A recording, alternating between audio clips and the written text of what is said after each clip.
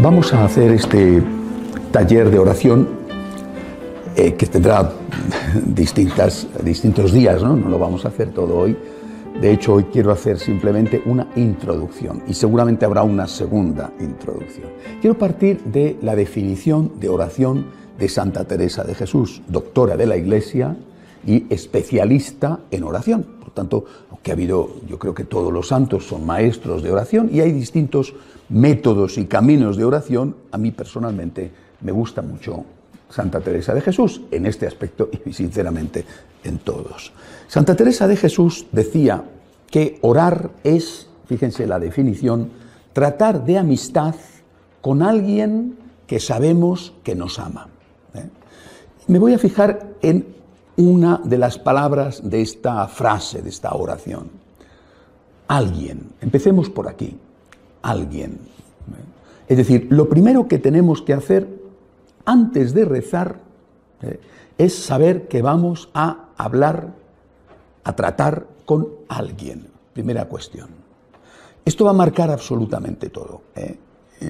La mayor parte de los que rezan consideran y creen que hablan con alguien, pero no saben bien quién es este alguien.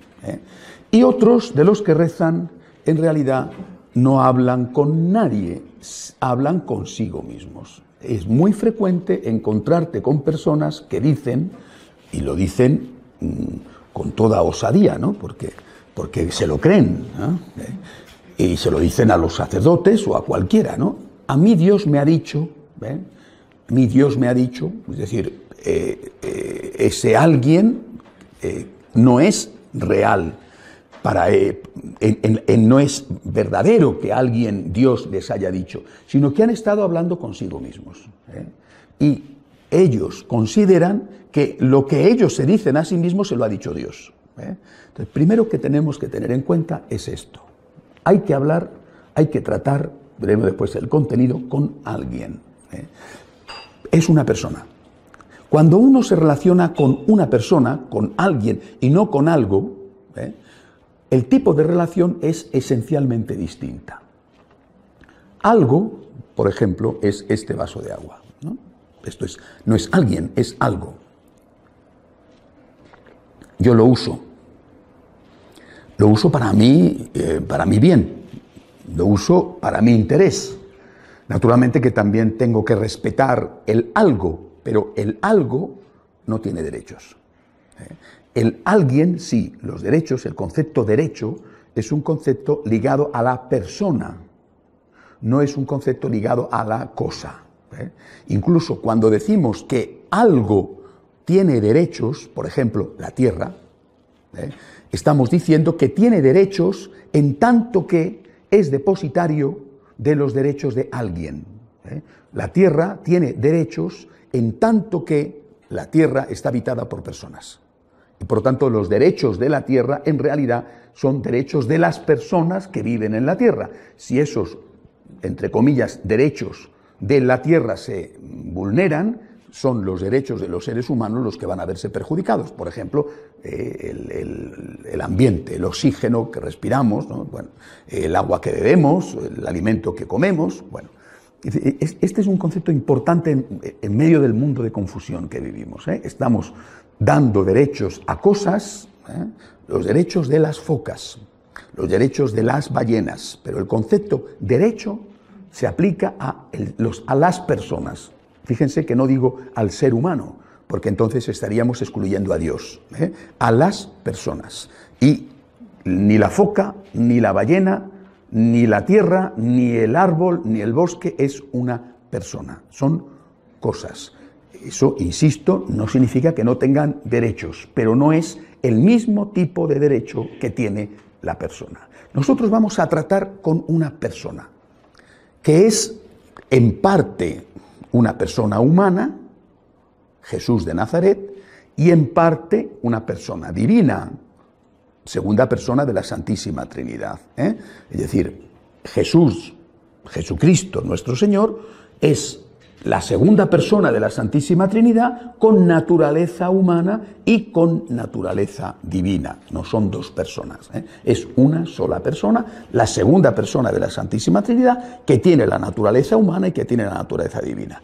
Es Dios y hombre verdadero. Por lo tanto, nosotros vamos a tratar con alguien, ese alguien tiene unos derechos, es alguien que está fuera de mí y no es una cosa, no es algo que yo utilizo para mí, sino que es alguien con quien yo voy a relacionarme y que como es alguien tiene una existencia, una vida propia, unos sentimientos, un afecto, un corazón, unos derechos. Bueno, esto es el punto de partida, que cambia completamente el panorama. Por ejemplo, una primera consecuencia de esto.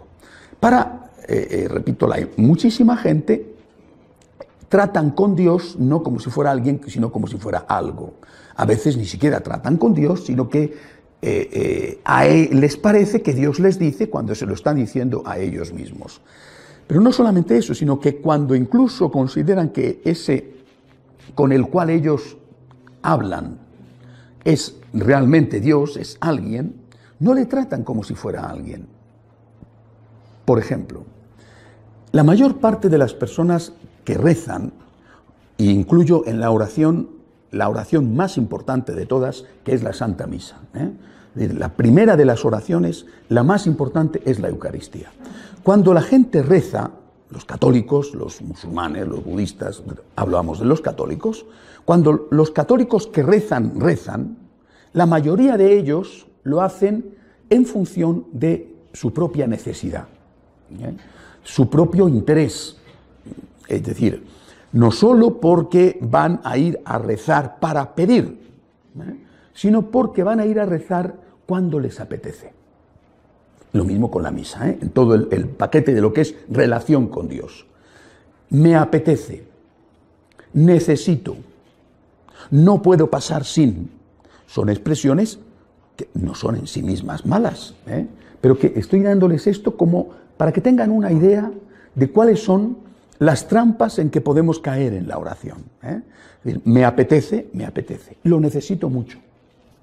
No puedo pasar sin ir a misa. Y uno diría, qué bien, qué persona tan espiritual. No puedo pasar sin rezar el rosario. Y qué persona tan buena, tan religiosa. Cuidado, eres un egoísta. Y tu relación con Dios no es la relación con alguien, sino con algo, aunque no te des cuenta. ¿Cómo tendría que ser la relación con alguien? Fíjense que esto va a ser después tan útil para la relación con el prójimo. Porque siempre, no lo olviden, nuestra relación con el prójimo será una consecuencia de nuestra relación con Dios.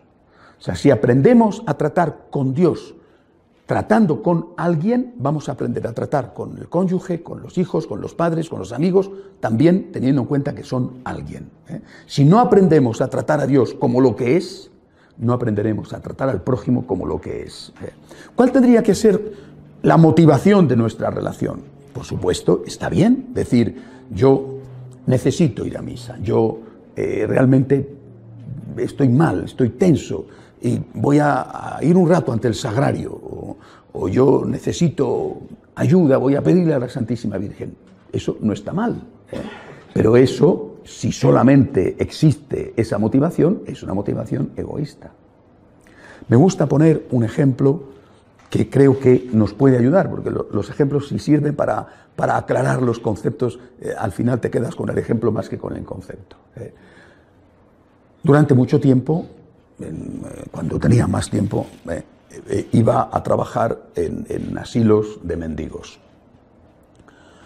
No, yo he tenido siempre un problema con el oído desde niño, y cuando me he ido haciendo mayor he tenido un problema con la vista y estoy empezando a estar bastante cascado. Bueno, y eso creo yo que ha agudizado enormemente mi sentido del olfato.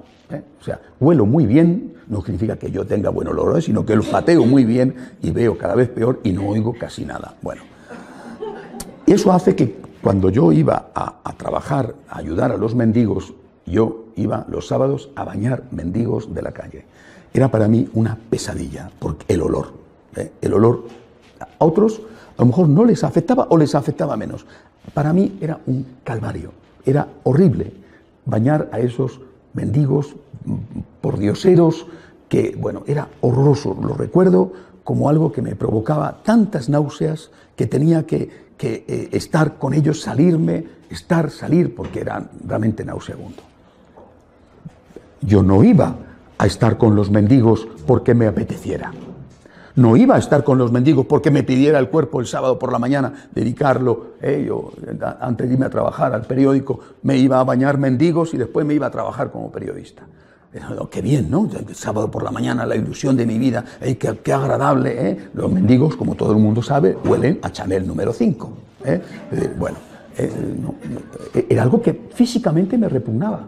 ¿Por qué lo hacía? Porque eran personas. Eran ellos los que necesitaban. No era a mí me apetece, voy.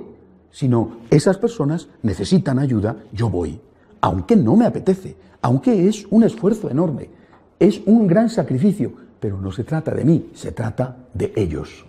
Y en este caso, en nuestra relación con Dios, cuando tú empiezas partiendo de que estás tratando de relacionarte con alguien, tienes que pensar, también es legítimo, en tu interés, pero tienes que pensar en el interés del otro. Esto lo he dicho infinidad de veces a los franciscanos de María. Tienes que ir a misa cada día. Habrá días en que realmente te apetece muchísimo, lo necesitas muchísimo. Habrá días en que comulgar sea una explosión de fuegos artificiales en el cielo.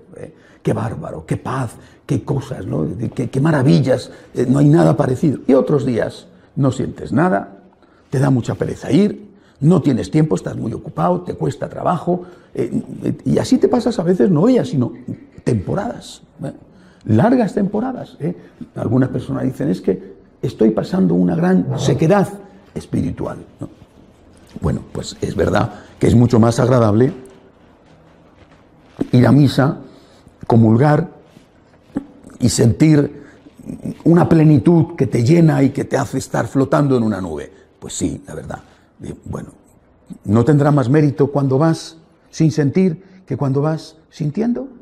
Es decir, el planteamiento tiene que ser, si hay alguien que tiene un corazón, alguien que me necesita, alguien que me espera, yo tengo que ir.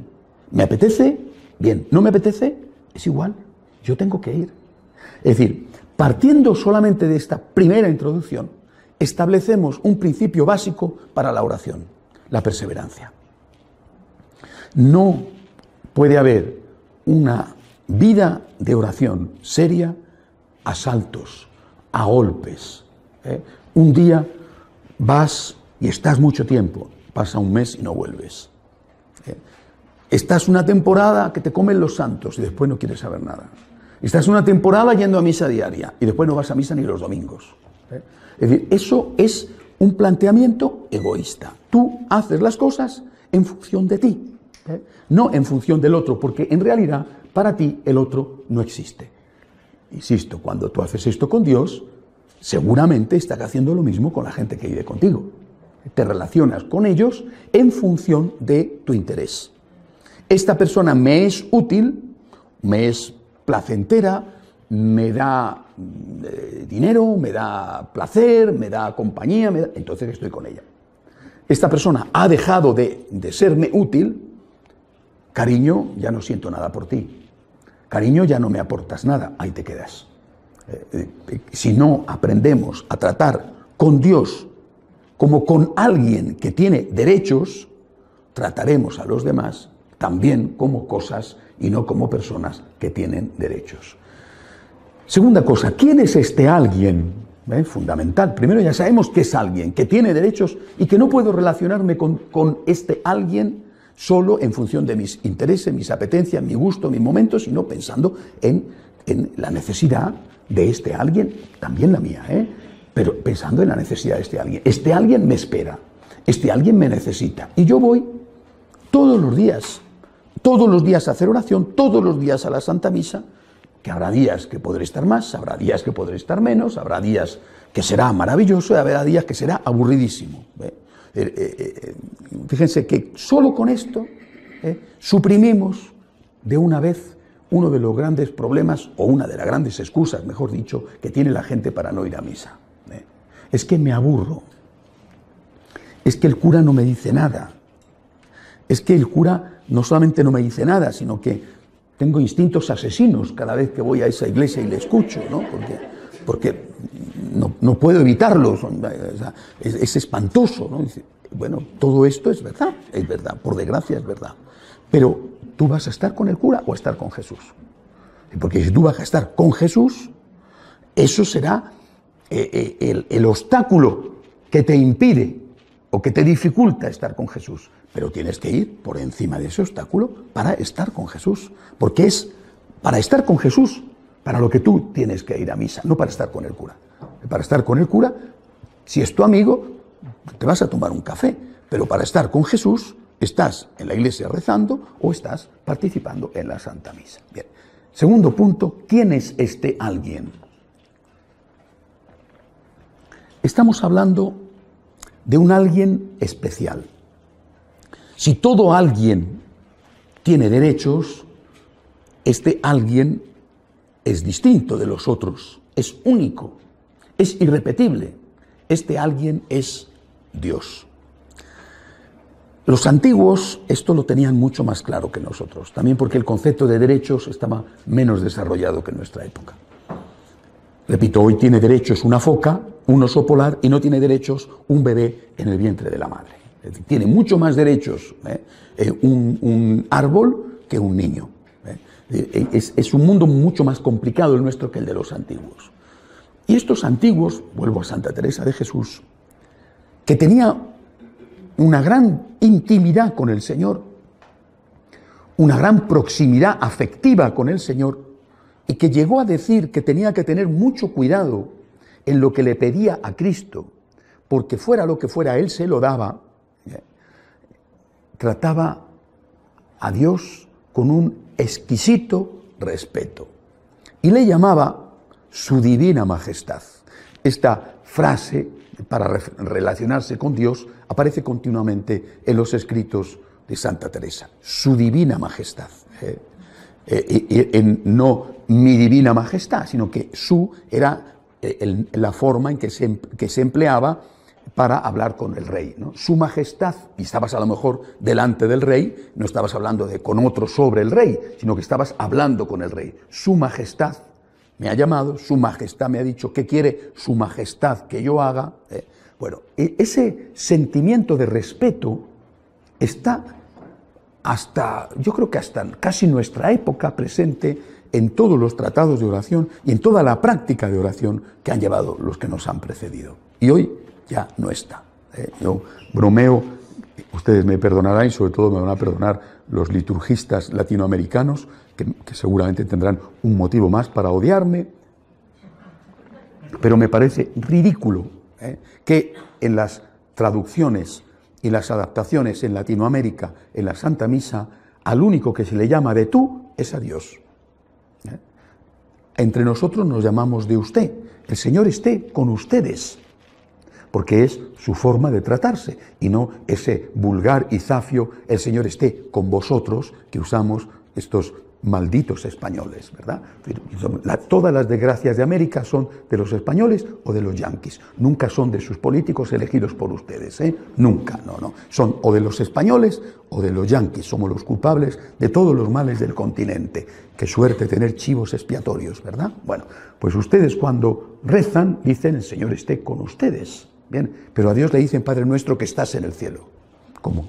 Deberíamos de decir, el Señor esté con ustedes, y deberíamos de decir, si fuéramos coherentes, Padre nuestro que está usted en el cielo, ¿no?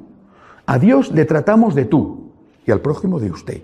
Para el prójimo respeto, para Dios es un igual. Los antiguos no hacían esto. Los antiguos o llamaban a todos de tú o llamaban a todos de usted. Es decir, si Dios es próximo, ¿por qué mi padre le llamo de tú? ¡Qué bien! Entonces a mi hermano le llamo de usted. Esto, desde el punto de vista lingüístico, es absurdo. Que será una adaptación debido a la cultura, pero esto que parece una adaptación debido a la cultura implica unas consecuencias de tipo espiritual. No tengo respeto a Dios. Esto es lo que estamos difundiendo. Dios es un igual. Cuando hacemos de Dios un igual, inevitablemente, siempre, absolutamente siempre, terminamos por tratar a Dios como un inferior. Esto lo sabían los antiguos. ¿Quién es Dios? ¿Quién es este alguien? Es mi Señor. Es mi Señor. Es mi Dios. Todos los santos han tratado a Dios como lo que es el superior, mientras que nosotros le tratamos como un igual y terminamos inevitablemente por tratarle como un inferior. No soy yo que estoy al servicio de Dios, es Dios el que está a mi servicio. No soy yo el que tengo que obedecer a Dios, es Dios el que tiene que obedecerme. No soy yo el que tengo que honrar a Dios, es Dios el que tiene que procurarme a mí las cosas que yo deseo o necesito, sean auténticas necesidades o sean caprichos. Y si no lo hace, le despido. El trato con Dios es hoy, para la inmensa mayoría de los católicos que aún tratan con Dios, es el trato que se da no solo a un inferior, sino incluso peor que a un inferior, es decir, no solamente a un empleado del hogar, que desde el punto de vista de la dignidad no es inferior a ti, será desde el punto de vista de que es tu empleado, sino que es el trato que se da a un esclavo. Yo lo que percibo es que la inmensa mayoría de los católicos se consideran en la práctica como superiores a Dios. Y ahí reside la causa de tantas crisis de fe. Cuando Dios no te concede lo que tú le has supuestamente pedido, en realidad exigido, le despides. Estás despedido. Márchate, o sea, no vuelvo a misa, no quiero saber nada de ti, tengo crisis de fe. Eso es un despido además improcedente. Si tuviera el Señor que llevarnos a tribunales, saldríamos nosotros perdiendo. No quiero saber nada de ti. Yo lo he visto infinidad de veces. Personas que han rezado pidiendo algo que muchas veces era bueno y necesario, ¿no? La salud de un ser querido. Después ha muerto. Inmediatamente el enfado con Dios, el reproche a Dios, el alejamiento de Dios. ¿Por qué? Porque Dios para ti no era el Señor, sino que Dios para ti era tu empleado, incluso tu siervo.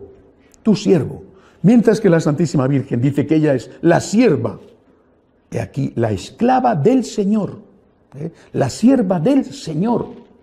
Nosotros hemos dado la vuelta a la situación y decimos que el Señor es nuestro siervo, el Señor es nuestro esclavo.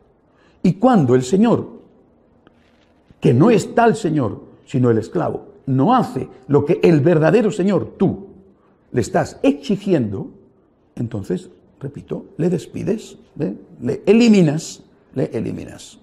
Dejo de ir a misa, no quiero saber nada más de Dios.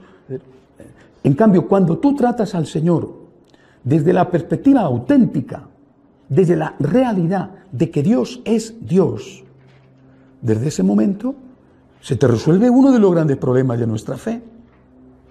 El problema de no entender cómo es posible que si Dios existe y es amor, en ese momento concreto no esté atendiendo a tus súplicas, no esté dándote lo que tú le pides, que probablemente es algo que de verdad necesitas. Pues no lo sé,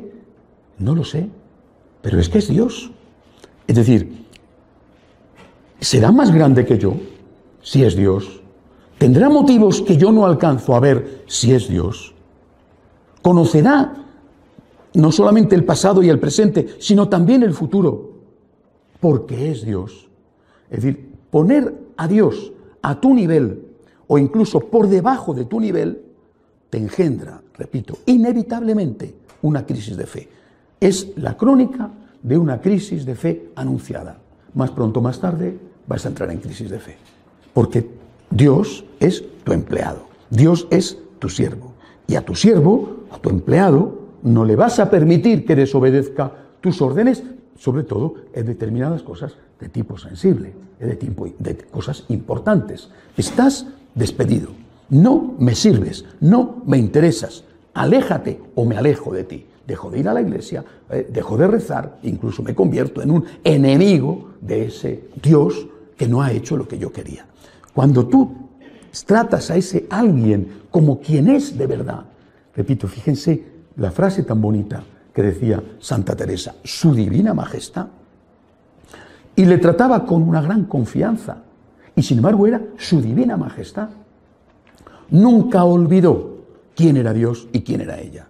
Entonces, desde esa perspectiva, pues habrá momentos, quizá dolorosos, en que no entiendo los planes de Dios. Pero yo sé que Dios es Dios y que por lo tanto, si Dios es Dios, es lógico, es inevitable que yo no entienda del todo a Dios. Recuerden aquella anécdota de San Agustín cuando meditaba sobre la Santísima Trinidad y estaba haciéndolo paseando por la playa de la ciudad donde él era obispo, en Hipona. Paseaba por la playa meditando sobre el dogma de la Santísima Trinidad, 3 personas distintas, un solo Dios verdadero. Bueno, esto realmente era difícil de entender para una mentalidad profundamente lógica como era la suya. Y según iba pasando una y otra vez, veía a un niño que jugaba en la orilla de la playa, como juegan a veces los niños. Había hecho un agujerito a unos metros del agua y con una concha corría desde el agua, ponía el agua en el agujerito, veía que el agua se filtraba, volvía a correr, volvía a llenar con el agujerito, volvía, ¿no? Y el santo paseaba hasta que se dio cuenta de este trajín del niño, ir y venir, bueno, y ya se paró con esta superioridad que solemos tener los adultos con los niños. Le dijo, no sé cómo se le diría, supongo que en latín, pero si tuviéramos que traducirlo al español le diría, mira bonito, ¿no te das cuenta de que el agua se filtra? ¿Cómo vas a pretender meter este mar inmenso en este agujerito tan pequeño? No puede ser. Y entonces el niño, dice la tradición, que no era un niño, sino que era nuestro Señor, le contestó y le dijo, ¿y tú cómo pretendes meter Dios, que es más inmenso que el mar, en tu pequeña cabecita? ¿No?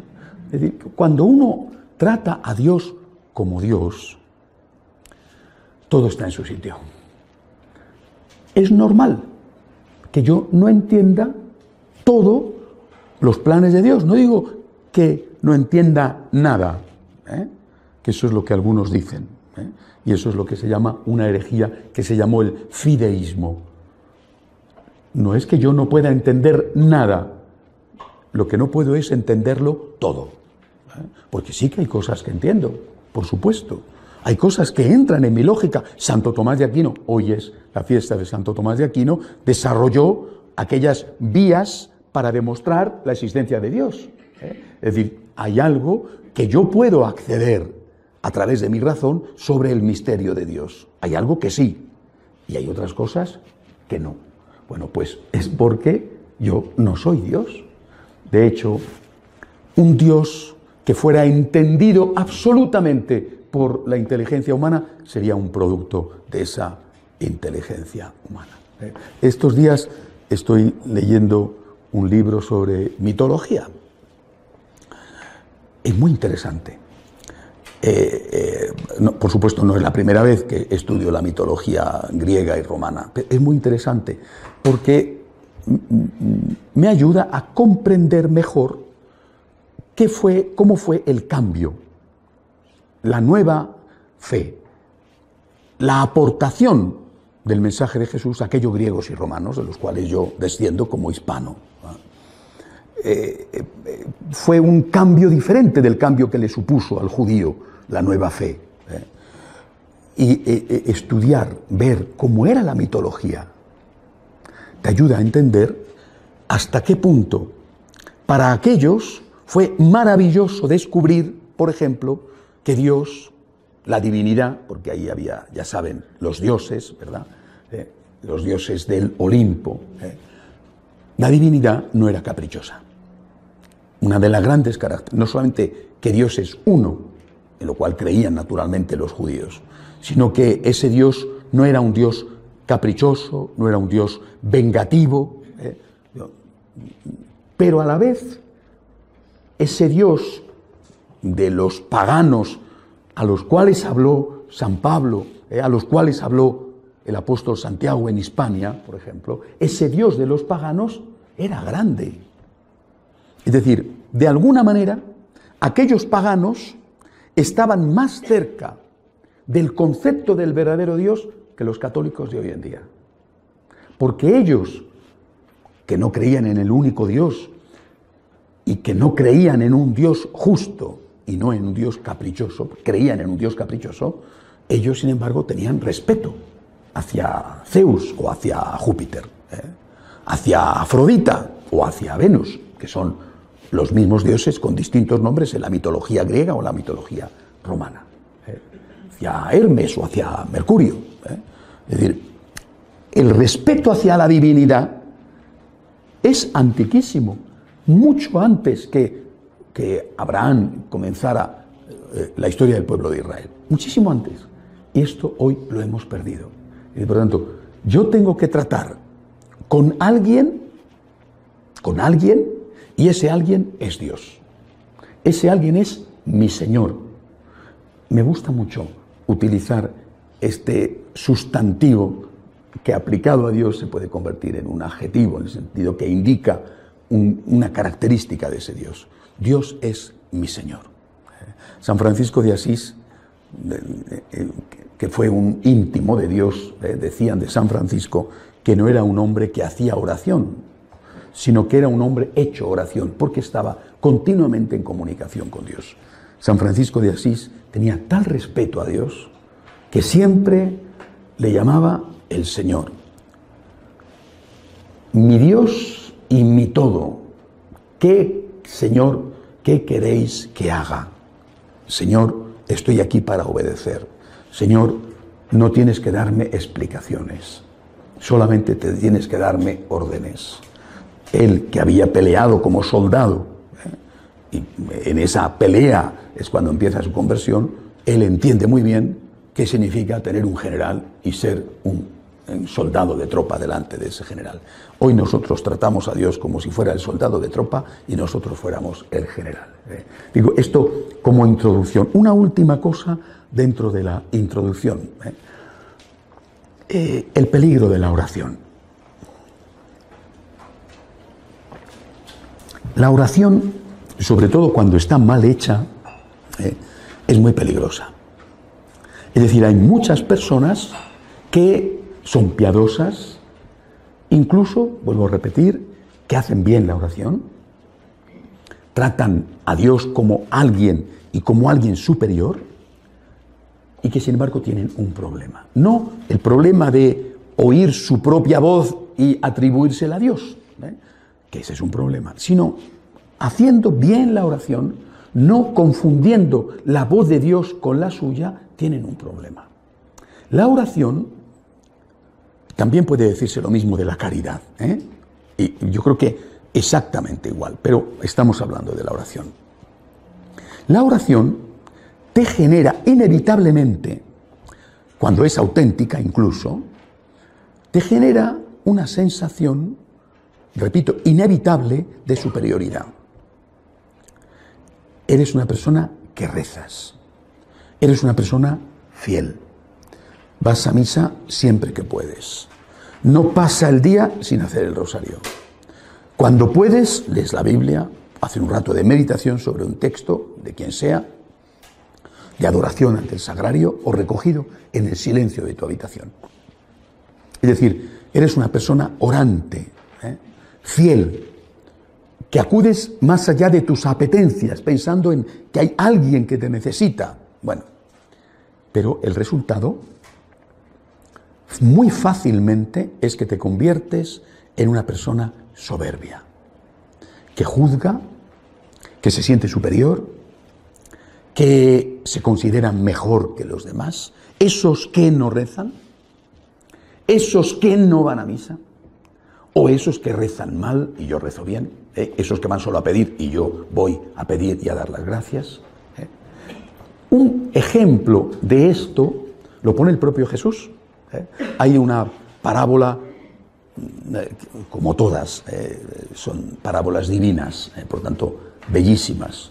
la parábola de la oración del fariseo y del publicano. Ustedes la conocen, ¿verdad? El fariseo está de pie ante Dios, le trata con respeto, era un fariseo, es decir, Antiguo Testamento. Bueno, y además hace algo muy bueno, que se empieza dando gracias. Te doy gracias, hasta ahí es perfecto. Te doy gracias, es decir, atribuye lo que va a decir después a Dios. Es perfecto. Te doy gracias porque no soy como los demás hombres. O sea, le atribuye a Dios el mérito, fíjense, pero dice que él no es como los demás hombres. Que, dice, él paga el diezmo, en fin, lo que eran las normas tan minuciosas que tenía que cumplir un fariseo. Pago el diezmo de la ruda, pago el diezmo de la menta, me lavo las manos. Bueno, lo que era para un fariseo el cumplimiento de la ley, ¿verdad? Supongo que también el respeto del sábado y no matar, no robar, no mentir, en fin, los 10 mandamientos, ¿verdad? Bueno, te doy gracias porque no soy como los demás hombres.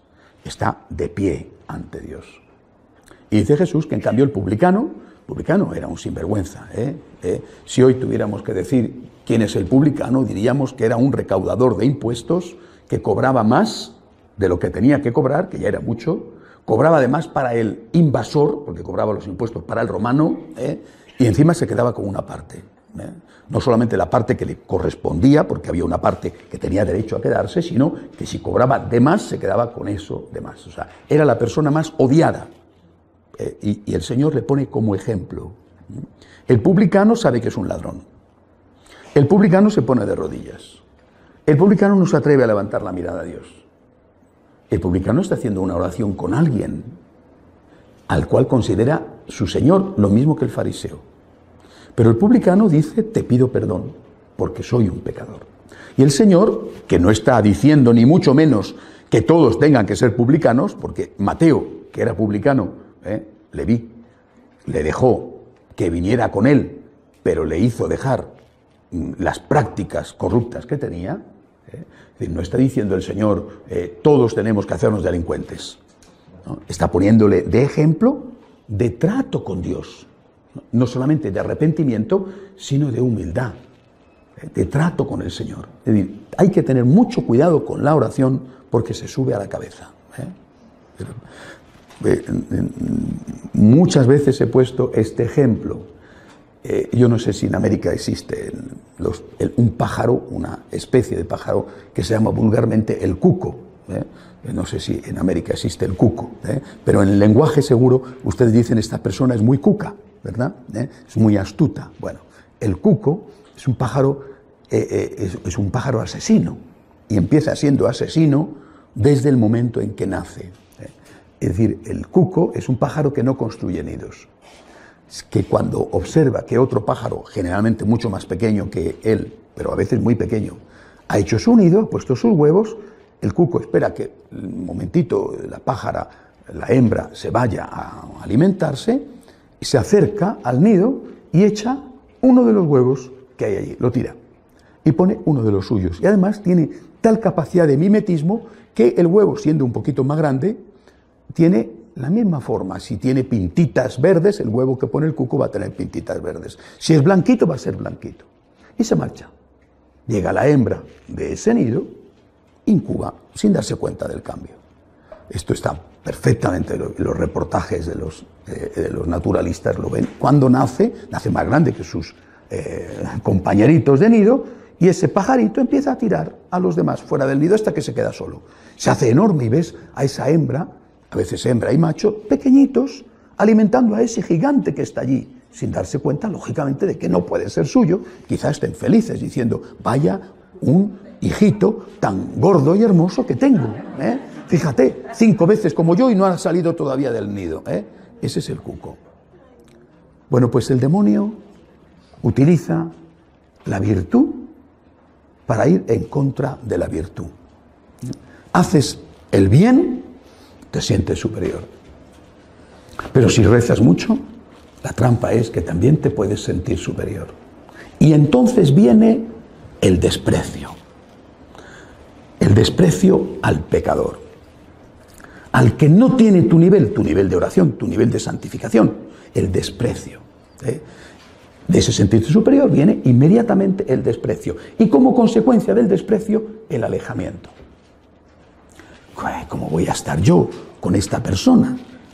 ¿Cómo voy a estar yo con este, que es un pecador? Mientras que yo, Dios mío, yo soy perfecto, yo rezo, yo hago esto, es en cambio miserable, pecador, ese no me interesa, no me sirve, no me da nada, no me aporta nada, ¿no? Yo soy superior y me alejo del inferior. El cuco ha puesto el huevo en tu nido. El demonio, tú no te has dado cuenta, pero el demonio ha puesto en ti su semilla. ¿Cuál es la clave? La clave es justamente la humildad. Eso es lo que le faltaba al fariseo y eso es lo que el Señor elogia del publicano. No que el publicano sea un corrupto, sino que es humilde. Si el Señor se hubiera encontrado con fariseos humildes, feliz los habría admitido en su compañía. Pero eran tan buenos, tan perfectos, que consideraban que ellos no tenían necesidad de curación. Por eso insiste Jesús: he venido a curar a los enfermos, porque los sanos no necesitan del médico. ¿Quiénes son los sanos? Es decir, el fariseo no era un pecador, claro, distinto del otro, pero lo era, su soberbia lo era, pero no se daba cuenta. Por lo tanto, no podía recibir la curación que le regalaba el Señor, porque pensaba que él no la necesitaba. Por tanto, mucho cuidado con aquello que les genera en ustedes un sentimiento de superioridad. No se trata con esto de pensar que todo es igual y que es igual rezar que no rezar, cumplir los mandamientos que no cumplirlos, ayudar a los pobres que no ayudarlos. No estoy diciendo esto, estoy diciendo que una auténtica persona espiritual es alguien que jamás juzga a nadie. No digo que jamás juzga nada, sino que jamás juzga a nadie. Lo que hace este otro está mal, pero yo no soy quien para juzgarle a él. Puedo juzgar lo que hace este otro, pero no a él. Jesús insiste: no juzguéis y no seréis juzgados. No condenéis y no seréis condenados. La medida que uséis, la usarán con vosotros. La persona espiritual, de verdad, nunca se siente superior. Aunque es evidente, y él lo sabe, que hace cosas que el otro no hace, cosas buenas que el otro no hace. Que desde el punto de vista de lo que hace, claro que es superior al otro. Sin embargo, nunca se siente superior. Nunca. Porque sabe que es la obra de la gracia, con su colaboración, la obra de la gracia. Y sabe que no puede saber lo que hay en el otro. Y por eso Dios dice: deja el juicio a la persona para mí. ¿Tú qué sabes sobre esa persona? ¿Tú qué sabes? A veces incluso lo sabes y te da igual, Incluso sabiéndolo, no utilizas eso que sabes como atenuante que en cambio Dios sí que utiliza. ¿Por qué te sientes superior? Es muy peligrosa la oración. Es muy peligrosa porque genera con mucha frecuencia personas soberbias. También, vuelvo a repetir, es muy peligrosa la caridad porque también genera con mucha frecuencia personas soberbias, que se creen superiores a los demás. Podemos ser superiores en lo que hacemos, pero dejemos a Dios que decida quién es el verdaderamente superior. Yo estoy seguro de que la Santísima Virgen jamás dijo: yo soy mejor que. Evidentemente dijo: el Señor ha hecho obras grandes por mí. Las obras son grandes, pero las ha hecho el Señor. Y ella, que era la Inmaculada, la Purísima, la que sí podía decir con justicia que era superior, se presentaba siempre diciendo que ella era la esclava, la última, y que no tenía que hacer otra cosa más que servir a Dios y por amor a Dios al prójimo. Bien, primera parte de la introducción, no lo olviden. Alguien, no algo. Ese alguien es su divina majestad, es el Señor. Y que tu vida de oración no genere en ti un sentimiento de superioridad que te lleve a juzgar a los demás. Podrás juzgar lo que hacen los demás, pero no a juzgar a los demás y por lo tanto alejarte de ellos pensando que eres superior a ellos, que no tienen nada que aportarte y que tú en cambio sí que tendrías que darle mucho a ellos porque tú eres buenísimo o buenísima, y en cambio estos pobres miserables pecadores van por ahí por la vida sin hacer las cosas maravillosas que tú haces. La vida espiritual tiene que ir siempre de la mano de la humildad. Si no va de la mano de la humildad, al final cuantas más cosas buenas hagas en el campo de la oración o en el campo del servicio, peor eres. Eres una persona que hace muchas cosas buenas y eres una persona insoportable, que te consideras continuamente por encima de los demás y que pasas por el mundo perdonándole la vida a los otros.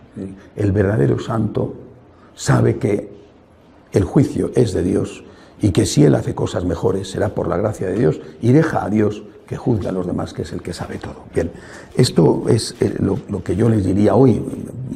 El próximo día haré una segunda introducción sobre, por ejemplo, teniendo en cuenta esto, cómo debemos rezar, es decir, la postura corporal, cuándo debemos rezar, cuánto debemos rezar, es decir, haremos una segunda introducción para contestar a otras preguntas ligadas a la oración. Pero estos 3 puntos, pónganlos ya en ejercicio.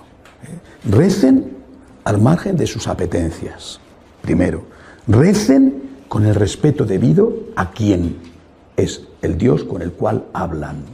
Y luego, no juzguen nunca a nadie.